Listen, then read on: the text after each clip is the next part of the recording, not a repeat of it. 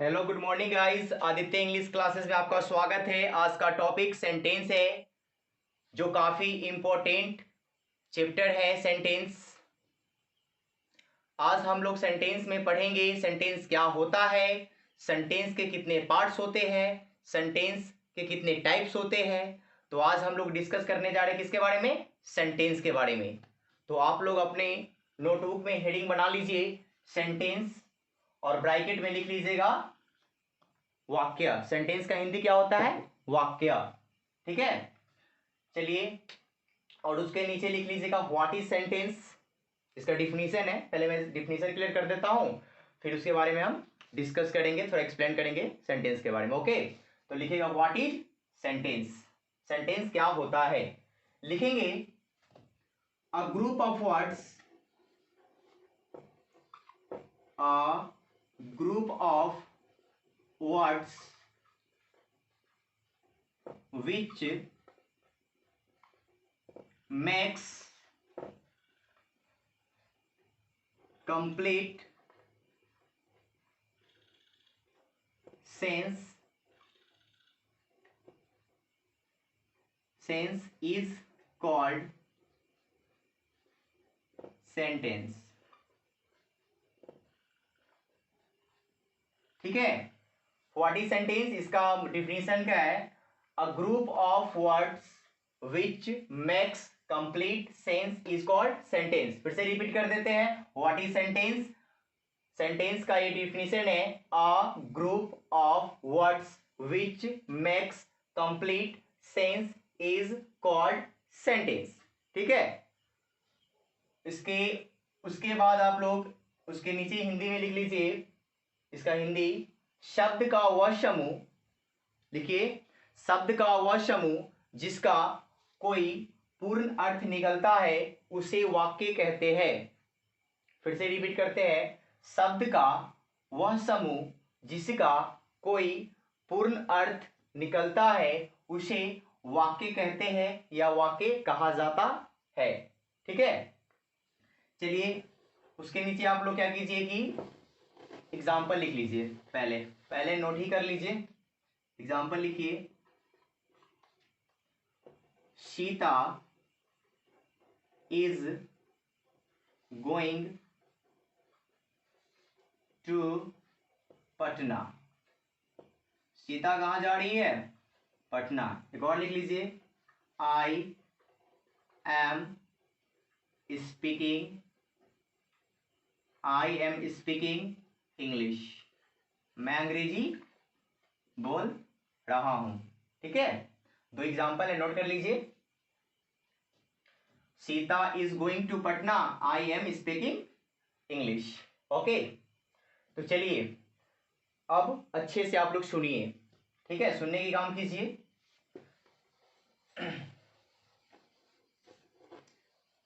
लिखने से ज्यादा अच्छा होता है सुनना। जब तक आप किसी चीज को, जब कोई भी सब्जेक्ट पढ़ो, जब तक आप अच्छे से नहीं सुनिएगा तो नहीं क्लियर होता है। इसीलिए ज़्यादा पहले सुनिए कि मैं क्या कह रहा हूं, उसके बाद लिखिए। ओके, एग्जाम्पल हो गया। देखिए सेंटेंस होता क्या है, शब्द का वह समूह जिसका कोई पूर्ण अर्थ निकलता है उसे वाक्य कहा जाता है। वाक्य कहा जाता है, शब्द का वह समूह जिसका कोई पूर्ण अर्थ निकलता है उसे वाक्य कहते हैं या कहा जाता है। देखिए आपको तो पता ही होगा कि सेंटेंस बनाने के लिए क्या चाहिए, सेंटेंस कैसे बनता है। पहले तो हम, जो मेरा फर्स्ट वीडियो था उसमें हम बेसिक सेंटेंस के बारे में ही चर्चा किए थे।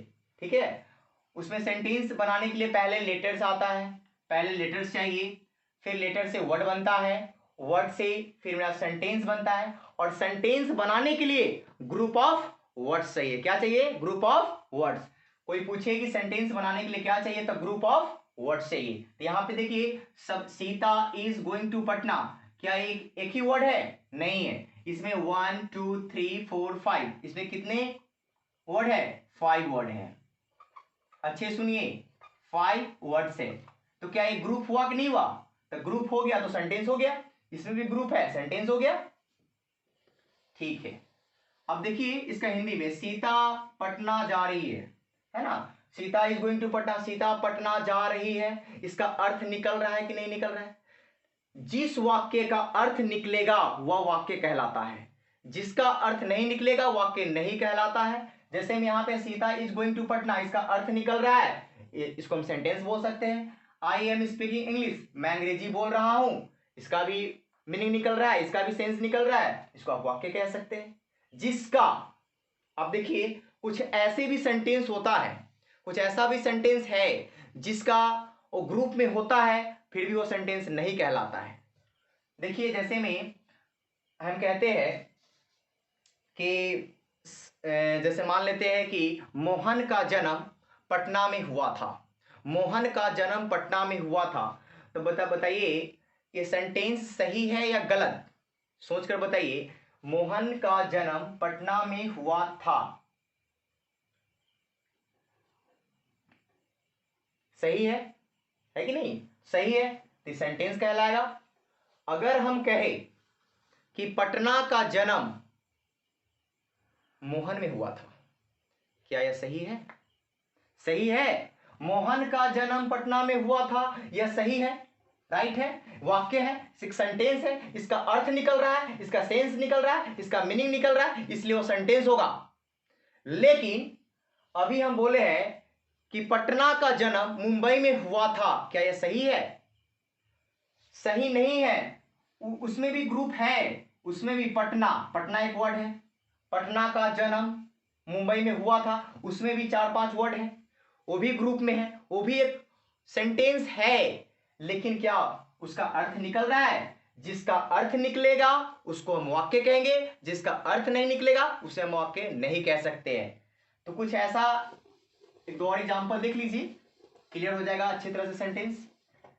अगर हम कहते हैं कि आई एम टीचिंग इंग्लिश, मैं क्या पढ़ा रहा हूं?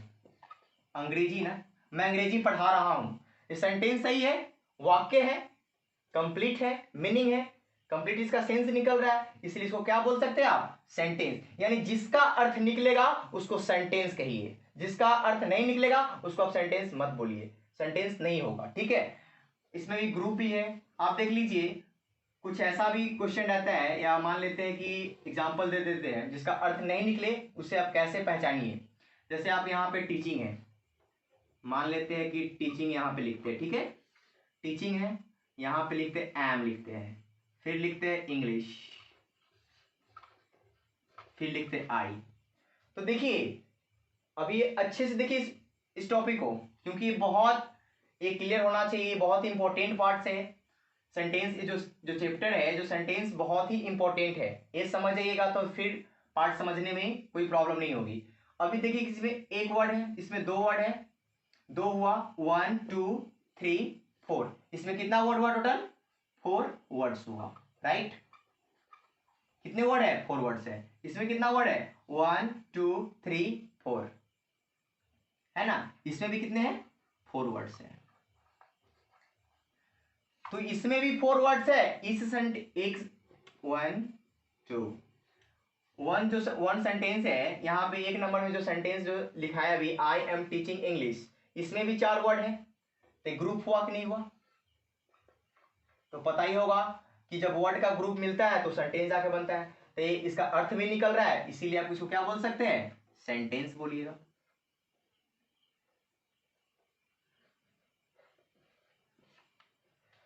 टीचिंग एम इंग्लिश आई, बताइए इसमें भी 4 वर्ड है, लेकिन इसका अर्थ निकल रहा है, इसीलिए सेंटेंस होगा। लेकिन इसका अर्थ निकल रहा है क्या? टीचिंग एम इंग्लिश आई, इसका तो कोई अर्थ नहीं निकल रहा है कि नहीं? अंग्रेजी, बताइए यहाँ पे है कि नहीं? पढ़ाना, मैं अंग्रेजी, ये सब क्या है? मतलब जैसे में कहते हैं ना कि राम आम खाता है, राम आम खाता है, ये सही वाक्य है। कहेंगे कि हम आम राम खाता है, तो गलत है, उसका अर्थ नहीं निकल रहा है, एक अर्थ निकल रहा है, एक अर्थ नहीं निकल रहा है कि नहीं? तो आप ऐसे सेंटेंस को आप बोल सकते हो, इसको बोल सकते हो कंप्लीट सेंटेंस, इसको बोल सकते हैं इनकम्प्लीट सेंटेंस। यानी जिसका अर्थ निकलेगा उसको आप बोल सकते हैं कंप्लीट सेंटेंस, जिसका अर्थ नहीं निकलेगा उसको आप बोल सकते हैं इनकम्प्लीट सेंटेंस। तो इसका अर्थ निकला इसीलिए कौन सेंटेंस हुआ, कंप्लीट सेंटेंस। इसका अर्थ निकला नहीं निकला इसको क्या बोलेंगे, इनकम्प्लीट। जिसका अर्थ निकले कंप्लीट, जिसका अर्थ नहीं निकले इनकम्प्लीट सेंटेंस। ठीक है, तो सेंटेंस क्लियर हो गया होगा, है कि नहीं? सेंटेंस आपका क्लियर हो गया ना? ओके, अब हम पढ़ेंगे नेक्स्ट सेंटेंस के पार्ट्स। ठीक है, अब सेंटेंस के हम पार्ट्स पढ़ेंगे। सेंटेंस क्लियर हो गया, उसका एग्जांपल क्लियर हो गया, कंप्लीट सेंटेंस क्या होता है, इनकम्प्लीट सेंटेंस क्या होता है, कैसे पहचानेंगे कि कंप्लीट सेंटेंस है, कैसे नहीं पहचानेंगे कि इनकम्प्लीट सेंटेंस है। जिसका अर्थ निकलेगा वो कंप्लीट सेंटेंस होगा, जिसका अर्थ नहीं निकलेगा वो इनकम्प्लीट सेंटेंस होगा। क्लियर है? चलिए अब हम पार्ट्स के बारे में थोड़ा पढ़ लेते हैं। उसके नीचे एग्जाम्पल के नीचे आप लोग लिख लीजिए फिर से थोड़ा सेंटेंस। अभी हम पार्ट्स पढ़ाएंगे। सेंटेंस का ऐसे पार्ट्स होता है दो। ठीक है, सेंटेंस के कितने, देखिए पार्ट्स अलग होता है, टाइप्स अलग होता है। तो सेंटेंस का टाइप्स जो है 5 है, लेकिन सेंटेंस का जो पार्ट्स हम जो पढ़ने जा रहे हैं इससे 2 होता है, यानी 2 होता है। ओके, कोई पूछे, बहुत बच्चे कंफ्यूज भी रहते हैं कि पार्ट्स और टाइप्स सेम ही है। नहीं बाबू, बुरा मतलब वो अलग है। ठीक है, तो कहने का मतलब है कि भी सेंटेंस के पार्ट्स कितने होते हैं, तो 2, यानी 2। ओके, आप लोग एग्जाम्पल के नीचे जो लिखे एग्जाम्पल उसके नीचे आप लोग फिर से सेंटेंस लिख लीजिएगा मिडिल में, और फिर उसके नीचे एक ऐसे एक एरो बना दीजिए, और फिर इसके नीचे एक एरो बना दीजिए। तो फर्स्ट में होता है सब्जेक्ट, इसका पार्ट्स क्या है, सब्जेक्ट। ठीक है, फिर इसका होता है प्रीडिकेट,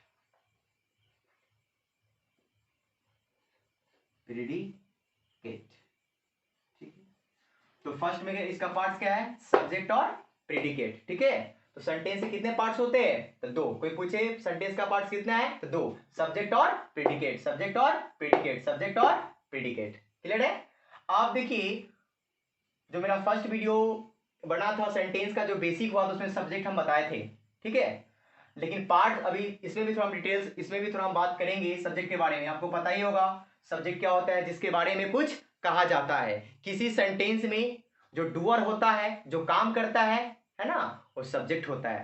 तो चलिए हम सब्जेक्ट का डिफिनीशन यहाँ पे लिखेंगे। पहले सब्जेक्ट भी लिखेंगे, प्रीडिकेट भी लिखेंगे। सब्जेक्ट क्या होता है इसे भी जानेंगे, प्रीडिकेट क्या होता है इसे भी जानेंगे। ठीक है, फिर हम लोग टाइप्स में जाएंगे। तो पहले ऐसे बना लीजिए, और फिर इसके नीचे लिखिए सब्जेक्ट। ठीक है, लिखिए सब्जेक्ट में लिखिएगा, इसके नीचे एरो बनाकर ऐसे, the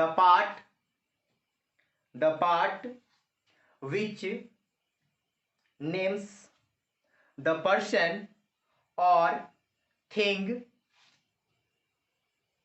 we are speaking about is called subject. फिर से रिपीट करते हैं, द पार्ट विच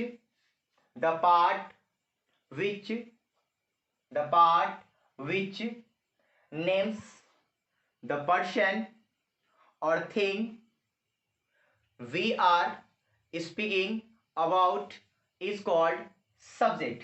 फिर से रिपीट करते हैं, the part which names the person और thing we are speaking about is called subject. ठीक है, क्लियर हो गया होगा इसका डिफिनीशन। इसको ब्रैकेट में हिंदी लिख लीजिए, जो बेसिक में पढ़ाए थे थोड़ा इसमें भी लिख लीजिए। जिसके बारे में कुछ कहा जाता है उसे हम सब्जेक्ट कहते हैं। सब्जेक्ट का हिंदी होता है कर्ता। ठीक है, लिख लीजिए।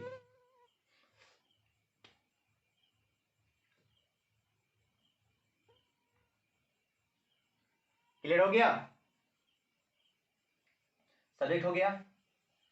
अब देखिए उसके नीचे एग्जाम्पल लिखते हैं। ठीक है, सब्जेक्ट हो गया, उसके नीचे एग्जाम्पल लिखते हैं। जैसे अभी हम सब्जेक्ट तो आपको पता ही होगा, बेसिक क्लास में भी चला था सब्जेक्ट के बारे में। सब्जेक्ट क्या होता है, सब्जेक्ट क्या होता है, जिसके बारे में कुछ कहा जाता है, जिसके बारे में हम बात करते हैं। अगर आपको किसी सेंटेंस में सब्जेक्ट ढूंढना हो ना, तो देखिए कैसे ढूंढते हैं हम लोग, कैसे खोजते हैं। Sita is playing, Sita is playing cricket. देखिए एक वाक्य है कि नहीं, क्या है, वाक्य है, सीता इज प्लेइंग क्रिकेट। ठीक है, अब सीता क्या कर रही है, क्रिकेट खेल रही है। सीता क्या कर रही है, क्रिकेट खेल रही है। तो देखिए हमेशा सब्जेक्ट अगर ढूंढना हो तो एक चीज हमेशा याद रखिए, वो क्या है कि हु। क्या है, हु मतलब क्या होता है, कौन। क्या होता है, हु का मतलब कौन, हु का मतलब कौन। हमेशा सेंटेंस में अगर आपको सब्जेक्ट ढूंढना है तो हमेशा अपने सेंटेंस से पूछिए, आस्क कीजिए, यानी पूछिए कौन, यानी सीता क्रिकेट खेल रही है तो पूछिए कौन खेल रही है, सीता। यहां पे इस सेंटेंस से हम पूछ रहे हैं सीता क्रिकेट खेल रही है, कौन क्रिकेट खेल रही है, तो सीता। सीता क्या हो गया, सब्जेक्ट हो गया। इसी तरीके से कोई प्रॉब्लम होगा, जैसे नेक्स्ट एग्जांपल देते हैं, राम पटना जा रहा है, Ram is going to Patna, कौन पटना जा रहा है, राम। सब्जेक्ट कौन हुआ, राम। सीता खाना खा रही है, सीता इज ईटिंग, तो इसमें सब्जेक्ट क्या हुआ, कौन खाना खा रही है, सीता। तो क्या हो गया, सीता हो गया सब्जेक्ट। मैं पढ़ा रहा हूं, आई एम टीचिंग, आई क्या हो गया, सब्जेक्ट हो गया।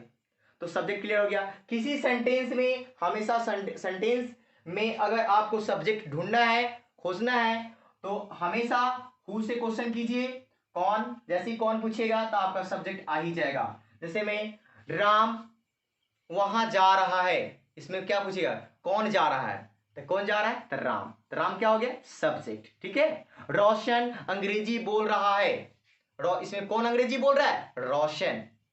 ठीक है, मैं वीडियो देख रहा हूं, कौन वीडियो देख रहा है, मैं। तो क्या हो गया, ये सब क्या है, सब्जेक्ट है। ठीक है, यानी सब्जेक्ट मतलब डूअर। इस वाक्य में क्या हो रहा है, एक्शन हो रहा है, यानी डूअर है। डूअर कौन है, तो सीता है। ठीक है, जिस एक्शन में डूअर होता है, जो काम करता है, वही सब्जेक्ट होता है। क्लियर है, कॉन्सेप्ट क्लियर हो गया होगा सब्जेक्ट का। चलिए हम अब आगे चलते हैं। अब आगे किसके बारे में बात करेंगे, प्रेडिकेट। सेम लिख लीजिए प्रेडिकेट के बारे में।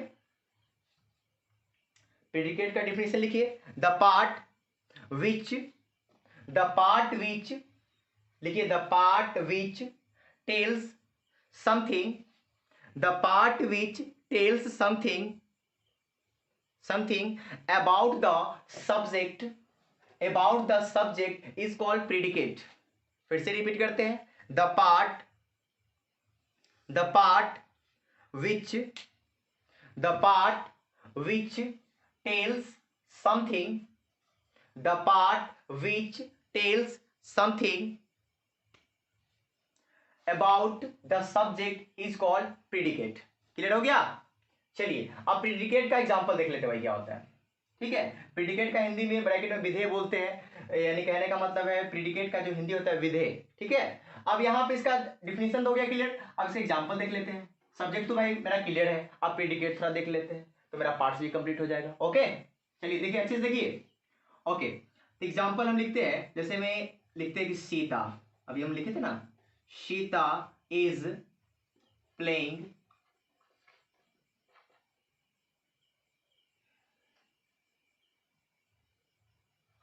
Playing cricket. ठीक है, क्रिकेट। ठीक है, अब देखिए सीता इज प्लेइंग क्रिकेट, यह वाक्य है। आपसे कोई पूछे कि इसमें सब्जेक्ट क्या है, तो सब्जेक्ट तो आपको पता ही है, डूअर है सेंटेंस में, है कि नहीं। आप देखिए प्रेडिकेट क्या होता है ना।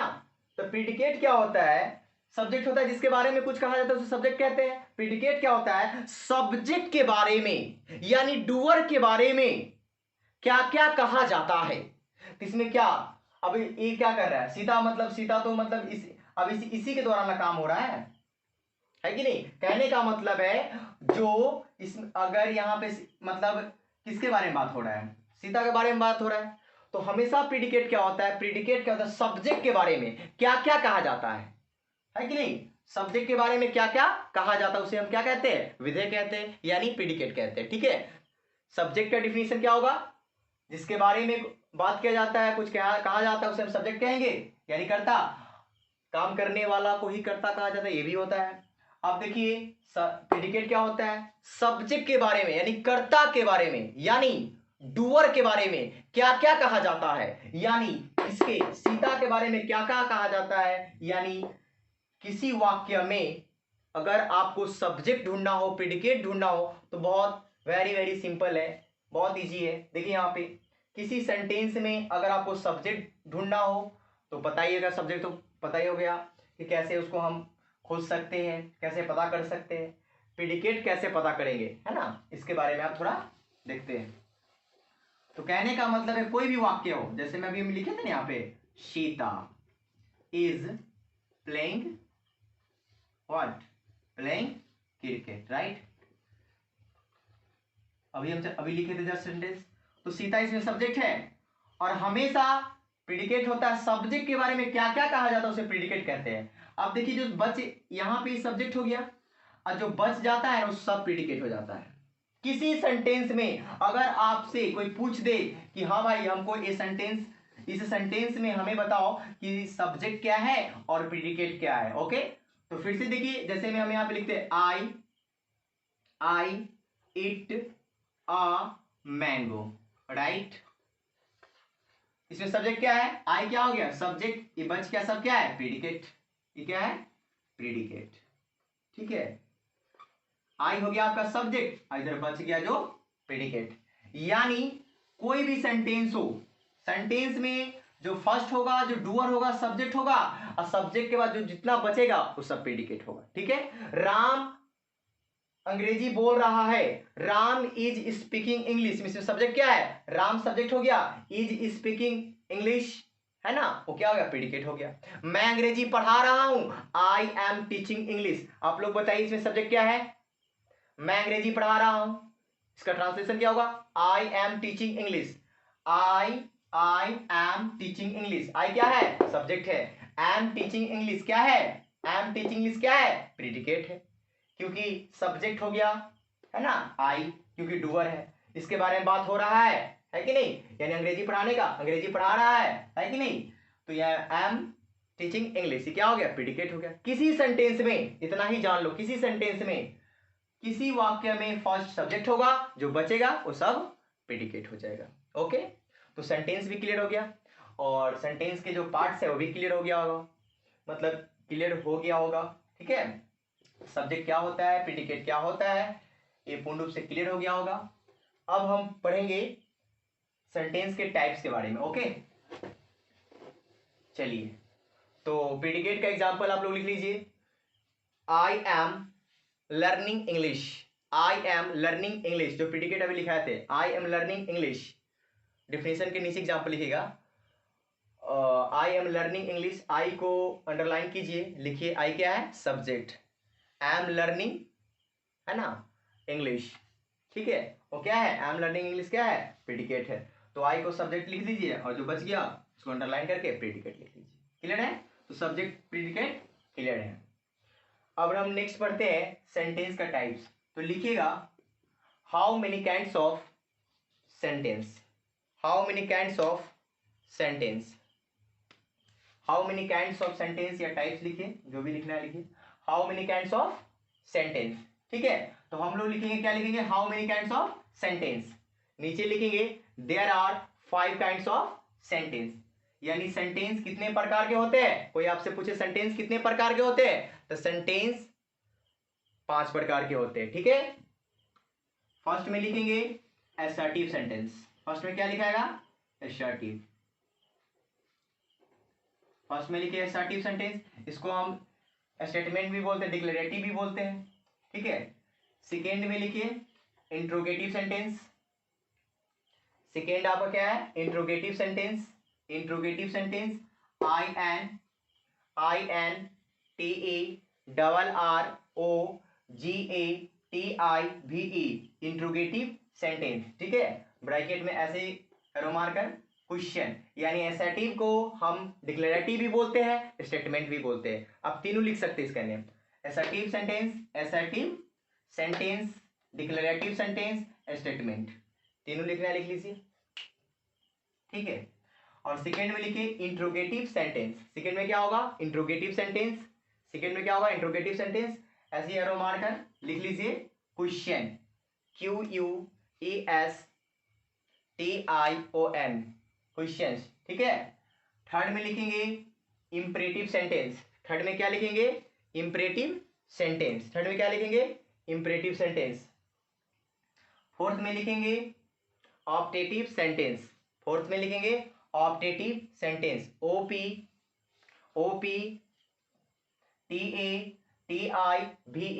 Optative sentence. क्लियर है? लास्ट है एक्सक्लामेटरी सेंटेंस। एक्सक्लामेटरी, EX लिख लीजिए 5, EXCLAMATORY, ठीक है, exclamatory sentence, right, exclamatory sentence. ठीक है। तो how many kinds of sentence? Sentence कितने प्रकार के होते हैं? सेंटेंस 5 प्रकार के होते हैं। फर्स्ट में है असर्टिव सेंटेंस, इसको बोल सकते हैं डिक्लेरेटिव सेंटेंस भी और स्टेटमेंट भी। यानी असर्टिव सेंटेंस, डिक्लेरेटिव और स्टेटमेंट, इसको एक ही बोलते हैं, मतलब असर्टिव का ही नाम है। और सेकेंड में क्या है? Interrogative sentence. इंट्रोगेटिव सेंटेंस को हम क्वेश्चन भी बोल सकते हैं। थर्ड में है इंपरेटिव सेंटेंस। फोर्थ में है ऑप्टेटिव सेंटेंस। 5 में है एक्सक्लामेटरी सेंटेंस। ठीक है। अब क्या कीजिएगा, जो असर्टिव सेंटेंस जो लिखे उसके ब्रैकेट में आप हिंदी भी इसका नेम लिख लीजिए, दिक्कत नहीं होगा। असर्टिव सेंटेंस का हिंदी होता है, यानी डिक्लेरेटिव और स्टेटमेंट का, वही अस्वीकारात्मक वाक्य। स्वीकारात्मक वाक्य लिख लीजिए। ठीक है। इंट्रोगेटिव का तो पता ही होगा, प्रश्नवाचक वाक्य। प्रश्नवाचक वाक्य इंट्रोगेटिव में क्या होगा? प्रश्नवाचक वाक्य। थर्ड में इंपरेटिव है, इसको आप लिख सकते हैं आज्ञा सूचक वाक्य, आज्ञा सूचक वाक्य या आना सूचक वाक्य। ठीक है, आज्ञा सूचक वाक्य या आना सूचक वाक्य। ठीक है। फोर्थ में है ऑप्टेटिव सेंटेंस, इच्छा वाचक वाक्य। ठीक है, इच्छा वाचक वाक्य, इच्छा वाचक वाक्य, है ना, विश और डिजायर हम ऑप्टेटिव में पढ़ेंगे, इच्छा वाचक वाक्य। लास्ट है आपका एक्सक्लामेटरी सेंटेंस, इसका हिंदी होता है विस्मयादि बोधक वाक्य। ठीक है। तो फर्स्ट का स्वीकारात्मक वाक्य, उसके बाद है आपका सेकेंड में क्या है?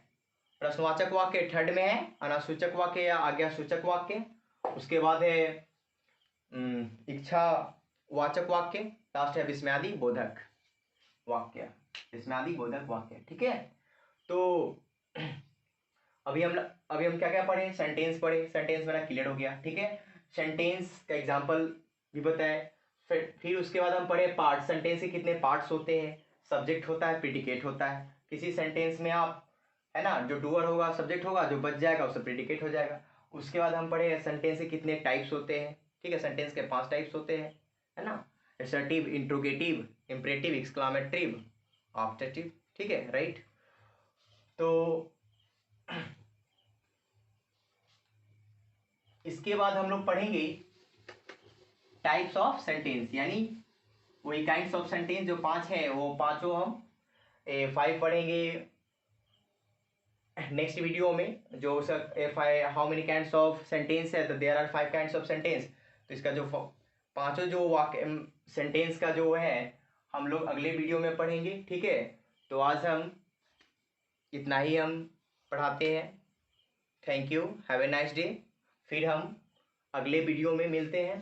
ठीक है, नेक्स्ट वीडियो में। ये मेरा पार्ट 2 वीडियो था। पार्ट 3 में हम लोग पढ़ेंगे कि असर्टिव क्या होता है, इंट्रोगेटिव क्या होता है, इंपरेटिव क्या होता है, एक्सक्लामेटिव क्या होता है। Okay, have a nice day, good day, bye.